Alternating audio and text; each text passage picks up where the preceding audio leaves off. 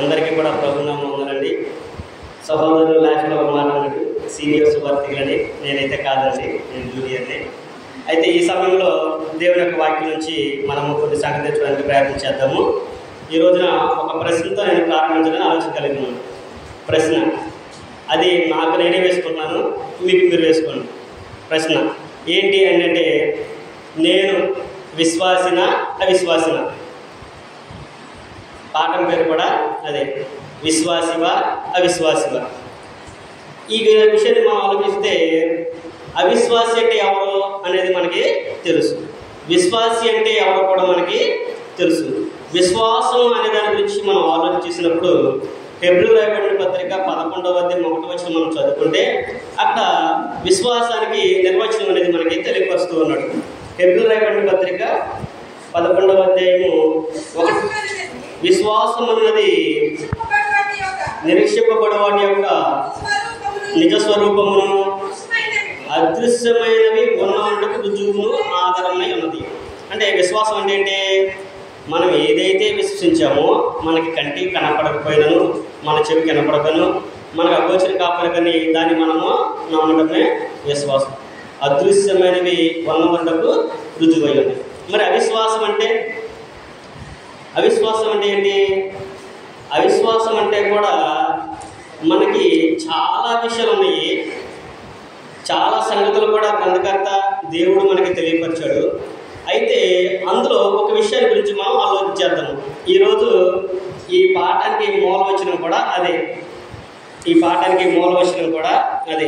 యోహాను సువార్త 20వ అధ్యాయము 26, 27 వచనం మనం చదువుకుంటే అక్కడ ఒక అపోస్తులు మనకు కనపడతాడు. దేవుని యొక్క యేసుక్రీస్తు ప్రభు యొక్క 12 మంది అపోస్తులు ఒక ఆయన మనకి కనిపిస్తాడు. ఎవరైనా? తోమా గారు. 26, 28 వచనం చదువుకుంటాం.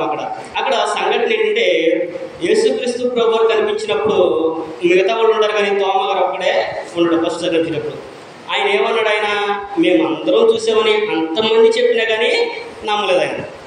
నేను నా కళ్ళతో ఎప్పుడైతే నేను ఆయన చూసి ఆయన చేతి గాయాలని ఆయన ప్రక్కడలోనే చేయి పెడితేనే కానీ నమ్ముతాను అన్నాడు. అప్పటి వరకు నేను నమ్మను అని చెప్పేసి తోమా గారు ఆ మాట అన్నాడు. అందుకనే ఈరోజు మనం కూడా ఆలోచించేద్దాం. దేవుడు మన జీవితంలో, మన కుటుంబంలో, మన బ్రతుకులో ఎన్నో అద్భుతాలు చేశాడు. అది ఇప్పటికీ మనం చెప్పుకుంటూ ఉంటాము, నమ్ముతానే ఉంటాము. దేవుడు ఈరోజు నేను ఈ స్థితిలో ఉన్నానంటే దేవుడు నాకు అది కారణం అని చెప్పేవాళ్ళు కూడా ఉంటారు. దేవుడు నన్ను ప్రేమించాడు కనుకనే నేను ఈ స్థితిలో ఉన్నానని చెప్పేవాళ్ళు కూడా ఉన్నారు. మరి అంత విశ్వాసం కలిగిన మనము దేవుని సన్నిధిలో ఎలా ఉంటున్నాము? కొన్ని సందర్భాల్లో మనము ఎలా ఉంటున్నామంటే అవిశ్వాసి కన్నా కూడా ఇంకా దిగిపోయి ఉంటున్నాము. అందుగురించి ఈ పాఠాన్ని మనము ఆలోచించేద్దాం. అందుకే ఇక్కడ తోమా గారిలాగా మనం ఉన్నామా? ఏమంటాడు అక్కడ తోమా గారిని? తోమా, ఇదిగో నేను ఇక్కడికి వచ్చాను కాబట్టి ఇదిగో నా చేతిలో వేలు పెట్టి చూడు, నా ప్రక్కలో వేలు పెట్టి నువ్వు చూసి ఏమన్నాడా?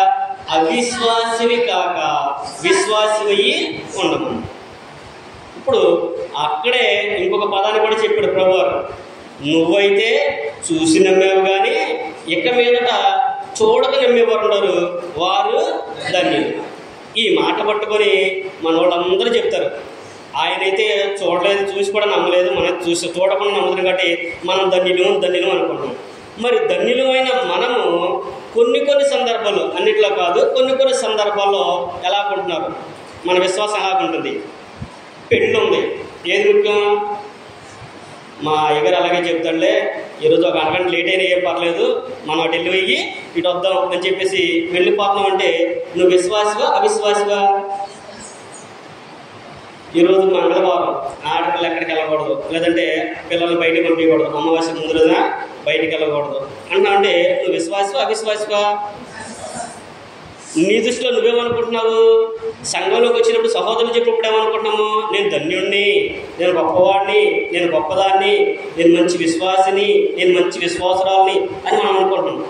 కానీ మన ప్రవర్తన ఎలాగుంది అనేది మనం ఆలోచన చేసుకుంటే మనకి అర్థమవుతుంది. అందుకనే ఇక్కడ మనం కూడా కొన్ని సంగతిని ఆలోచన చేసినప్పుడు ప్రభువారు చెప్పినట్లుగా మనము అవిశ్వాసులుగా ఉన్నామా విశ్వాసులుగా ఉన్నామా అనేది మనల్ని మనమే ప్రశ్న ప్రశ్న వేసుకోవాలి. మనం విశ్వాసాలు ఉన్నాం అనుకోండి, దేవుడు కోరుకున్నట్లుగా, దేవుడు ఇవ్వాలనుకున్నట్లుగా ఏదైతే మనకు చేయాలనుకున్నాడో అవన్నీ కూడా మనకి సమకూర్చి జరిగిస్తాడు.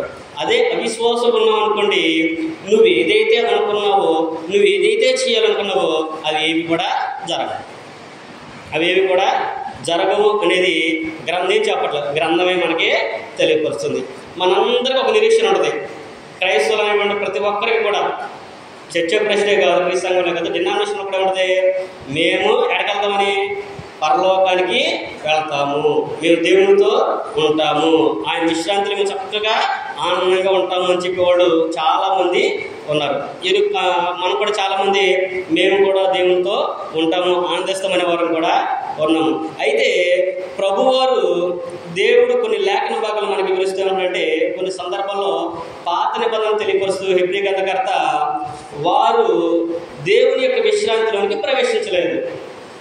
ఎందుకు ప్రవేశించలేదు? వాళ్ళు ఎందుకు ప్రవేశించలేదంటే, వారు వినలేదా అంటే విన్నారు కదా, విని కూడా వాళ్ళు ప్రవేశించలేకపోయారు అనే సంగతిని అక్కడ జ్ఞాపకం చేస్తున్నాడు.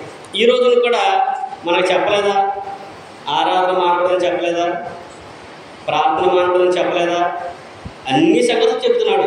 ఆరాధన మధ్య రబ్బులో ఏంటో, ఒకవేళ దేవుని కంటే మనము వేరే బయట కార్యక్రమాలకు ప్రాధాన్యత ఇస్తే దాని వల్ల నష్టం ఏంటో కూడా మనకి సహోదరులు దేవునికి వాక్యం ద్వారా అందరికీ తెలియపరుస్తుంది. మనకు తెలుసు అన్నీ. ఈరోజు క్లాస్ మధ్య ఏదైనా ప్రాబ్లం ఉంటుందా అంటే ఏం లేదనుకుంటాం మనం, కానీ దాని ద్వారా జరిగిన నష్టం మనకి తెలుసు.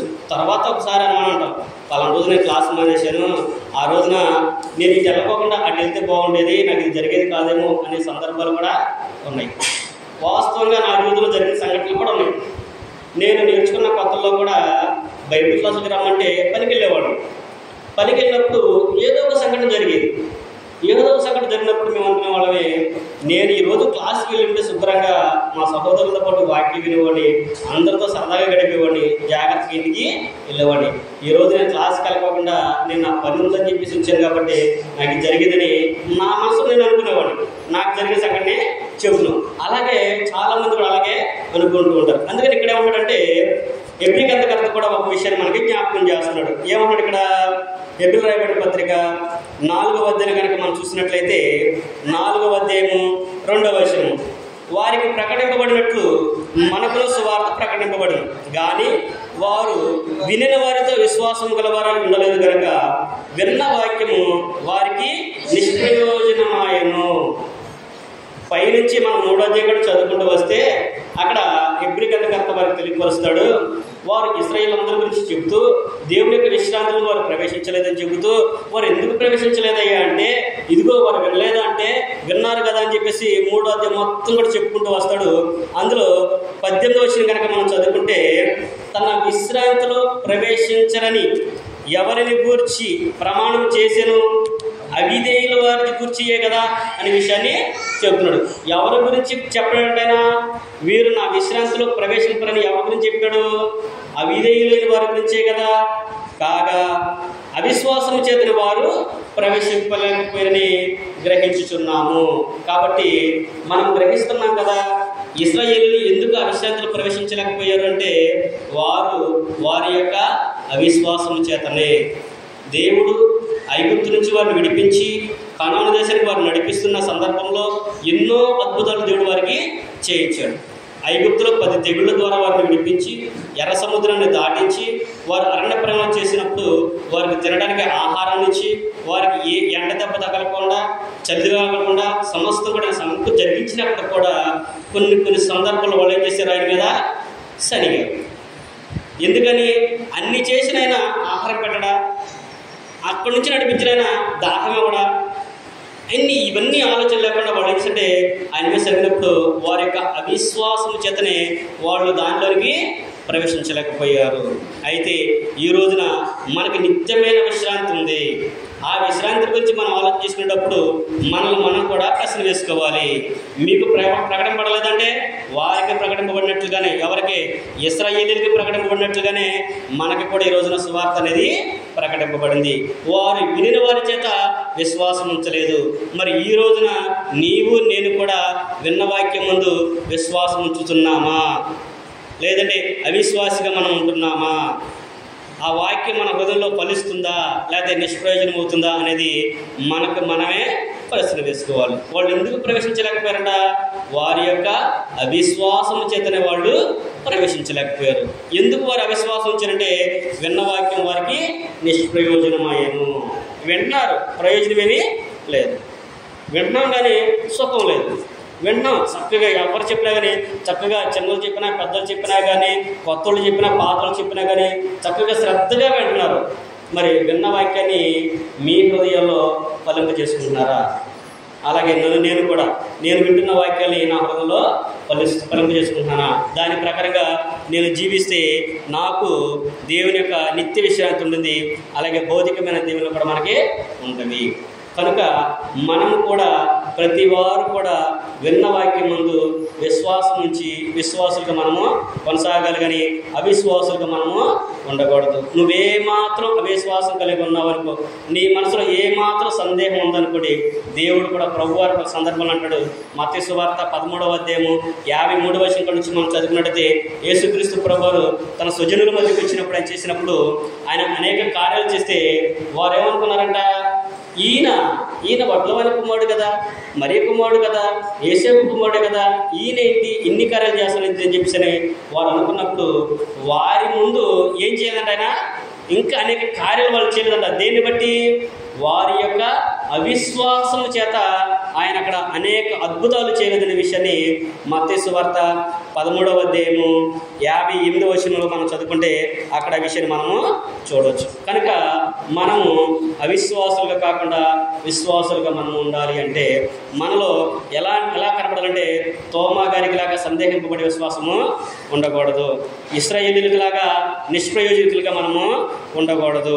ఎందుకంటే మనం వాక్యం విన్నప్పుడు దాని ప్రకారంగా మనము జీవించాలి. యేసుక్రీస్తు ప్రభువు చెప్పినట్లుగా మన జీవితంలో ఇన్ని కార్యాలు జరిగినప్పటికీ కూడా ఏదో ఒక సందేహం మనం అనుకోండి, మనం అవిశ్వాసులుగానే ఉంటాం తప్ప విశ్వాసులుగా మనము ఉండలేము అనేది తెలియపరుస్తుంది. మరి విశ్వాసం కలిగిన వారికి ఉంటే మనకు ప్రయోజనం ఏంటయ్యా అంటే, విశ్వాసం కలిగిన వాళ్ళకి ఎలాంటి లక్షణాలు ఉంటాయి అంటే కొన్ని సంగతులు మనం ఆలోచించినట్లయితే రోమిలకు రాసిన పత్రికలు మనం చూసినట్లయితే, రోమిలకు రాసిన పత్రిక 4వ అధ్యాయము 21వ వచనం కనుక చదువుకున్నట్లయితే 21 చదువుకుంటే అక్కడ శారా గురించి తెలియపరుస్తూ ఒక సంఘటన మనకి తెలియపరుస్తుంది. అబ్రహాము శారా గురించి తెలియపరుస్తూ 4వ అధ్యాయంలో మనం చూసినట్లయితే 4వ అధ్యాయము 20వ వచనం చూసినట్లయితే, అవిశ్వాసం వలన దేవుని వాగ్దానం గురించి సందేహింపక అనే విషయాన్ని చెబుతారు.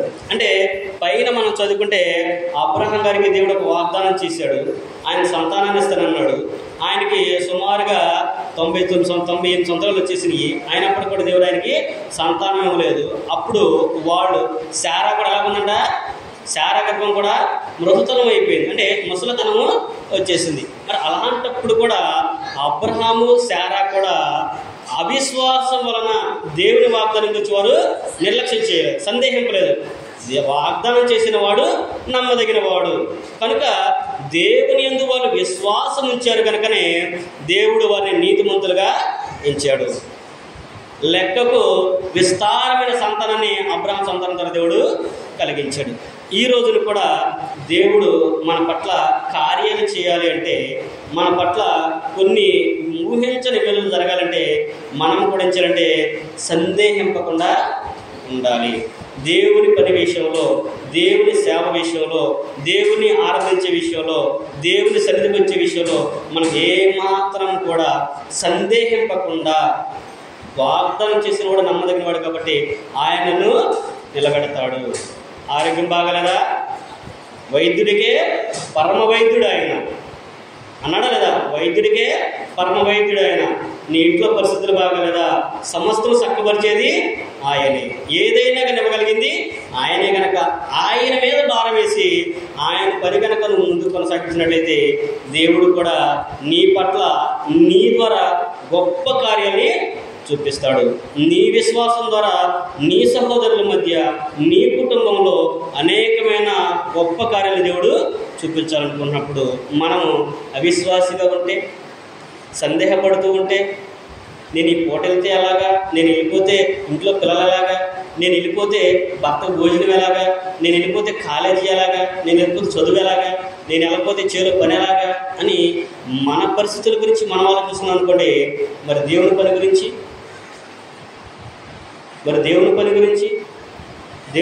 ఆలోచిస్తారు. ఆయన పని ఆయన జరిపించుకుంటూ ఉంటాడు.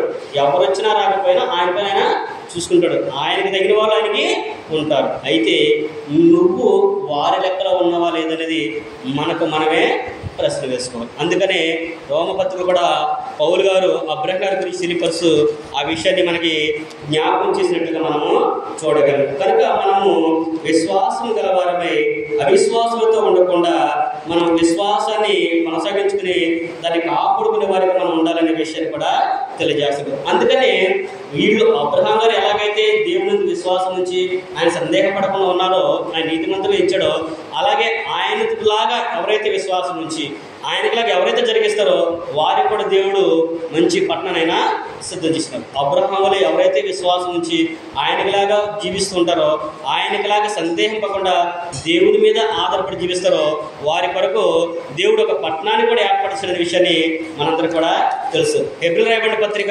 11వ అధ్యాయము 13వ వచనం నుంచి మనం చదువుకున్నట్లయితే, హెబ్రీయులకు రాయబడిన పత్రిక 11వ అధ్యాయము 13వ వచనం నుంచి మనం చదువుకుంటే అక్కడ కూడా హెబ్రీ గ్రంథకర్త విశ్వాసుల జ్ఞాపకం తెలియపరుస్తూ ఇక్కడ అబ్రహాం గురించి అలాగే విశ్వాసులైన కొంతమంది గురించి ఆయన చెబుతూ ఉన్నాడు. ఏమన్నాడు అక్కడ? వీరందరూ ఆ వాగ్దానములను అనుభవింపకపోయినను దూరం నుండి చూచి వందనం చేసి తాము భూమి మీద పరదేశమును యాత్రికులను ఉన్నామని ఒప్పుకొని విశ్వాసం గలవారే మృతి నొందిరి. ఇలాగ చెప్పు వారందరూ తమ స్వదేశమును వెదకుచున్నామని విశదపరుచున్నారు కారా. వారు ఏ దేశం నుండి వచ్చినో ఆ దేశంలో జ్ఞాపకం ఉంచుకునేలా మరలా వెళ్ళడానికి వారికి వీలు కలిగిండును. అయితే వారు మరీ శ్రేష్టమైన దేశమును అనగా పరలోక సంబంధమైన దేశమును కోరుచున్నారు. అందుచేత తాను వారి దేవుడిని అనిపించుకున్నకు దేవుడు వారిని గురించి సిగ్గుపడడు. ఏలయనగా ఆయన వారి కొరకు ఒక పట్టణాన్ని సిద్ధపరిచి ఉన్నాడు. మనం దేని కొరకైతే నిరీక్షించామో, దేని కొరకైతే దేవుని వద్దకు వచ్చామో, దేని కొరకైతే మనం ఆశ కలిగి ఉన్నామో, దేన్ని పొందాలని మన కొరకును ప్రయత్నిస్తున్నామో దాన్ని మనం పొందడానికి అర్హులుగా మనము ఉండాలి. అలా అర్హులుగా మనం ఉంటే మన కొరకు ఒక పట్టణాన్ని దేవుడు అక్కడ సిద్ధం చేశాడు. మనం ఎక్కడి నుంచి వచ్చామో అది గుర్తుపెట్టుకోవాలి. అది గుర్తుపెట్టుకుంటే అక్కడికి మనం వెళ్ళడానికి మరలా వీలు కలుగుతుంది. మేము మన జంక్షన్ నుంచి వచ్చాము, జంక్షన్ నుండి మాకు తెలియదు అనుకోండి, మేము ఎక్కడికి వెళ్తాము, ఎటు వెళ్తాం మాకే తెలియదు. ఇప్పుడు మనం ఎక్కడి నుంచి వచ్చాము? పరలోకం నుంచి, దేవుని దగ్గర నుంచి మనము వచ్చాము. మరలా అక్కడికి వెళ్ళాలి అంటే మనం వచ్చిన స్థలాన్ని గుర్తుపెట్టుకోవాలి. గుర్తుపెట్టుకుంటే ఈ భూమి మీద జీవించినంత కాలంలో మనకి దేని మీద కూడా ఆశ ఉండదు. భూమి సంపాదించుకోవాలని, ఇల్లు కట్టుకోవాలని, లేదా ఇంకేదేదో సంపాదించాలని, ఏదేదో చేయాలని ఆశ ఆలోచన మనకి ఉండదు. ఎప్పుడైతే నువ్వు దేవుని విశ్వాసం ఉంచుతావో అప్పుడు ప్రభువు చెప్పినట్లుగా దేవుని వాక్యం తెలియపరిచినట్లుగా తినడానికి ఆహారము, ధరించుకోవడానికి వస్త్రం కలిగిన వారమై తృప్తి కలిగి జీవిస్తాము. అప్పుడు మనం ఎక్కడి నుంచి ఏదో వచ్చామో అక్కడికి వెళ్ళడానికి మనకి ధైర్యం కలిగి ఉంటాము. మన గురించి దేవుడు ఏదైతే చెప్పాడో రేపటి రోజున మనం మరణించినా ప్రభు వచ్చినప్పుడు కూడా తిరుగు లేకుండా మనం అక్కడికి తీసుకెళ్తాడు. ఆ పట్టణం మన కొరకు సిద్ధంగా ఉంది అనే విషయాన్ని కూడా అక్కడ తెలియపరుస్తుంది. కనుక మనము అవిశ్వాసిగా కాకుండా విశ్వాసులుగా మనము జీవితాన్ని కొనసాగించాలి. అలా విశ్వాసంగా జీవితాన్ని కొనసాగించాలంటే లోకంలో మనము ఉన్న పరిస్థితులే అలాంటివి. ఇలాంటి పరిస్థితుల్లోనే దేవునికి మనం నమ్మకమైన వారిగా ఉండాలి. ఇలా నమ్మకంగా జీవిస్తే మనకు బహుమానం అనేది కన్ఫర్మ్ అని నేను అనలేదు, పౌలు గారు చెబుతున్నాడు. చివరిగా ఆ వచనం చదువుకుని మనం ముగించుకుందాము. తిమోతికి రాసినటువంటి మొదటి పత్రికలు మనం చదువుకున్నట్లయితే, తిమోతికి రాసినటువంటి 2వ పత్రిక 4వ అధ్యాయము 7-8 వచనం మనం చదువుకుంటే అక్కడ పౌలు గారు తిమోతి గారికి రాస్తూ ఆ విషయాన్ని జ్ఞాపకం చేస్తున్నాడు. అక్కడేమంటున్నాడు పౌలు గారు తిమోతికి రాస్తూ, మంచి పోరాడుతని నా కొరకు కడముట్టించుదని విశ్వాసం కాపాడుకుంటుని ఇక మీదట నా కొరకు నీతి కిరీటం ఉంచబడి ఉన్నది. ఆ దినమందు నీతి గల న్యాయాధిపతి ప్రభు అది నాకు మాత్రమే కాకుండా తన ప్రత్యక్షతను అపేక్షించే వారందరికీ అనుగ్రహించును. నాకు ఒక్కడికే కిరీటం అంటే పౌలు గారికి సరిపోయేది. అక్కడ నాకే కాదు నాతో పాటు ఇంకెవరైతే ఆయన ప్రత్యక్ష అప్పగిస్తూ ఉంటారో, ఆయన కొరకు బ్రతుకుతూ ఉంటారో, ఆయన మీద ఆధారపడి ఉంటారో, ఆయన కొరకు మీ జీవితంలో త్యాగం చేస్తారో, అప్పుడు వాళ్ళకందరికీ కూడా ఆ కిరీటం అనేది సిద్ధంగా ఉంది. మన ముందు ఉంచబడిన పంది పరిగణలో మనని ఓపికతో పరిగెత్తాలి. మనకు ఉన్నదే అవిశ్వాసంలో జీవిస్తాం. అవిశ్వాసుల మధ్య మన జీవితాలు విశ్వాసం తగినట్లుగా ఉండాలి. తోమా గారికి లాగా నేను చూస్తేనే నమ్ముతాననే అలాంటి విశ్వాసం మనకుంటే దేవుడు కూడా మనల్ని యాక్సెప్ట్ చేయడు. మనము ఎలాంటి విశ్వాసాన్ని కలిగి ఉండాలంటే అబ్రహాము శారాలాగా వారు కలిగిన విశ్వాసం, వారు ఎలాగైతే ఎన్ని సంవత్సరాలు, సుమారుగా 25 సంవత్సరాల వాళ్ళు దేవుడు చేసిన వాగ్దానం కోసం ఎలాగైతే ఎదురు చూశారో అలాగే దేవుడు మన జీవితంలో గొప్ప కార్యాలు చేస్తారని నువ్వు ఎదురు చూస్తూ ఉన్నావు అనుకోండి, దేవుడు కంపల్సరీగా మన జీవితంలో గొప్ప కార్యాలను జరిగిస్తారనే విషయాన్ని గ్రంథం మనకి తెలియపరుస్తుంది. కనుక ఇప్పటి వరకు కూడా మనం వాళ్ళు చూస్తుంటే విశ్వాసం కలిగినవారా అవిశ్వాసగా అనే దాని గురించి మనము ఆలోచన చేసాము. విశ్వాసం కలిగివారైతే అబ్రహాం కుమారులాగా మనం జీవించాలి. నువ్వు అవిశ్వాసం అనుకో, తోమలాగా అవిశ్వాసం కలిగి జీవిస్తావు.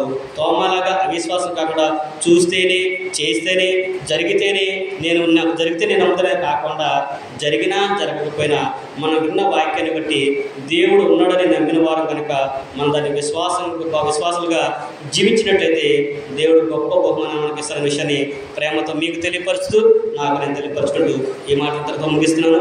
ఓపిక మీ అందరికీ వందనాలు తెలియజేసుకుంటూ అవకాశం ఇచ్చిన సహోదరులు కూడా ప్రభువునామమున అందరూ